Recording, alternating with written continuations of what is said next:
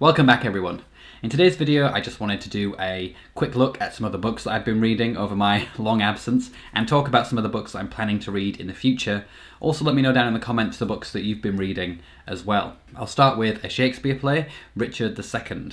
This is one of Shakespeare's lesser known plays. It tells the story of Richard II, obviously, and his decline. The story begins where we're introduced to the prince and he is quite capricious, doesn't seem to be taking his job very seriously, and he uses his political power to basically steal someone's property. There's these two men who have a quarrel, and he decides to adjudicate that quarrel by exiling one for, I think it's 5 years, and the other one permanently. And one of them, called Bolingbroke, he seizes that guy's property. And this decision is a very poor decision and leads to his downfall, spearheaded by Bolingbroke's revolution against him. The play concludes with Richard being forced to abdicate his throne, he goes to prison, and he is murdered while he is in prison.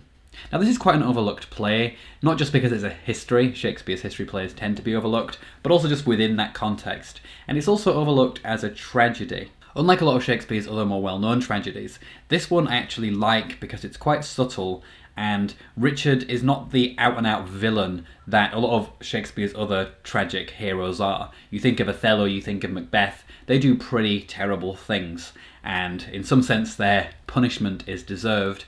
Richard, he makes a mistake, he's greedy, but his punishment is arguably a little bit too excessive given what he did. And I like that because it creates a little bit more subtlety than some of those other plays. I also am impressed by how Shakespeare manages to begin with this character of Richard, who comes across like a spoiled brat king, essentially, and he manages to become a real figure of pathos and sadness by the end of the story, and Shakespeare's ability to do that is really impressive. I will say that as a whole, it really is the sort of play that is carried by the central character, Richard. There are some good moments with the other characters, but really the central figure here is Richard and his fall. That's not so much a criticism though, as his character really does propel the story along, and he's really fascinating, and even has some of the best Shakespearean speeches that you may never have heard. In fact, there's even a little echo, I can't remember what the exact quote is now, but it echoes the line from Richard III, where Richard III says, "My kingdom for a horse." There's a similar line in this play, and even though it's less well known, I think it's actually used more effectively in this play. Because in Richard III, this is expressed at a point where Richard, who is a very comic, silly villain almost, is exasperated as he is losing everything. And it works really effectively for that moment. But when Richard II does it, it's in a much sadder, somber mood.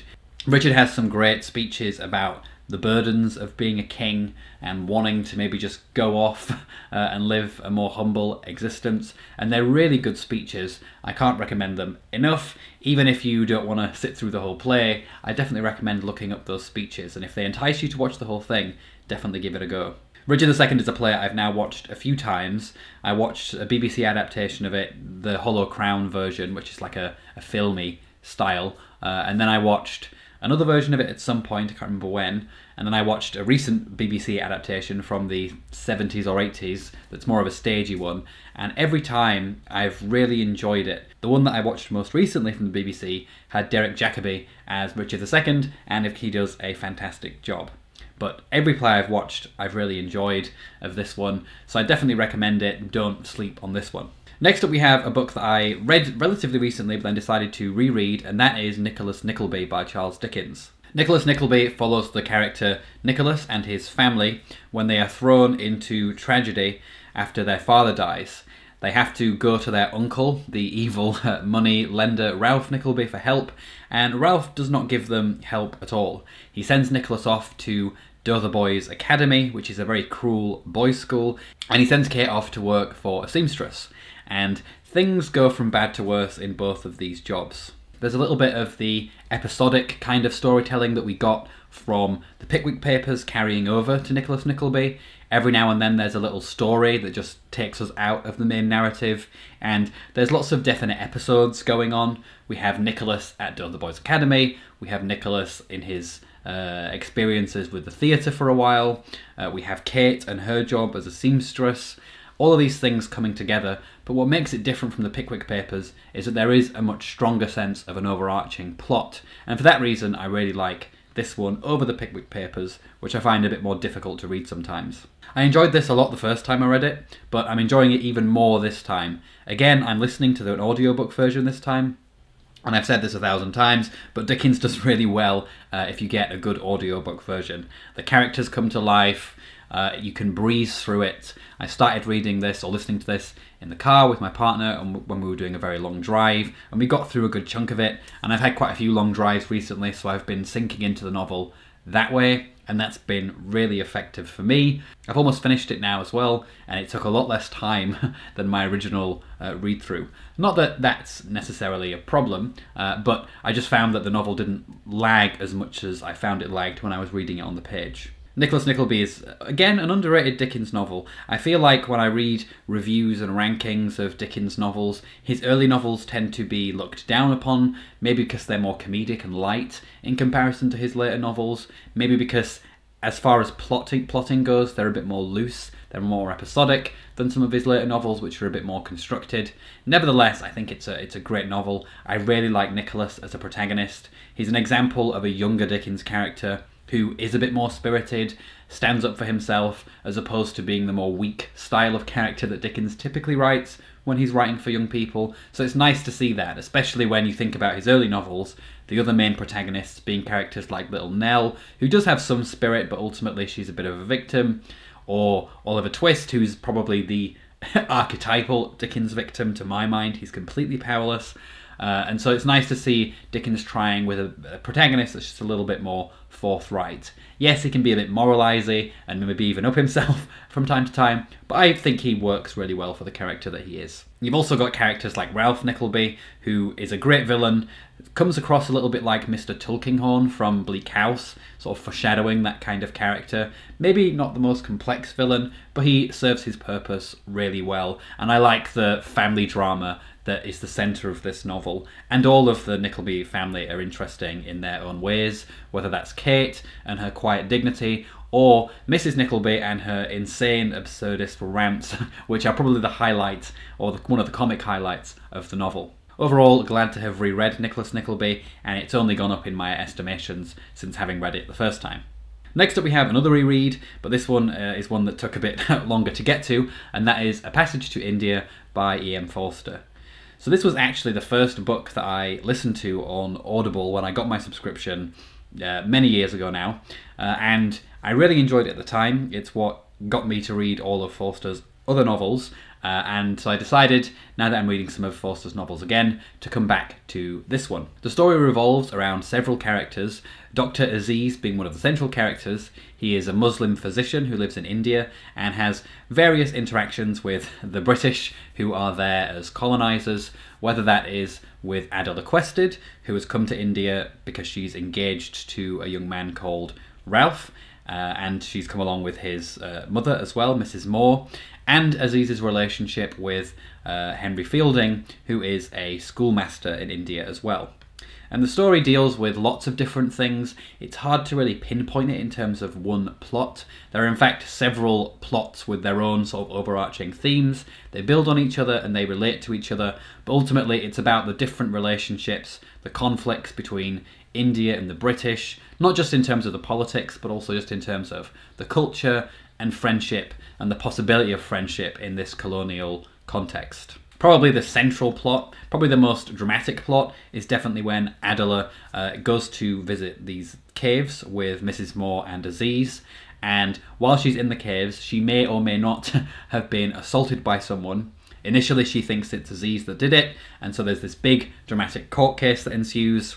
Ultimately though, Adela realises that she doesn't think that Aziz did do it, and she confesses this in the court, and this leads to absolute hysteria among the British and the Indians. As I said though, there are other things going on as well. We have Adela and Ralph and their relationship. Initially that seems to be the main focus of the plot. There's this sort of, are they going to get married after all? Forster does a really good job of writing these two characters who it's really hard to see why they're in love. I think that might be because, in general, one of the defects in Forster's writing is sometimes making believable romances. So maybe it was just easier for him to do this style of relationship.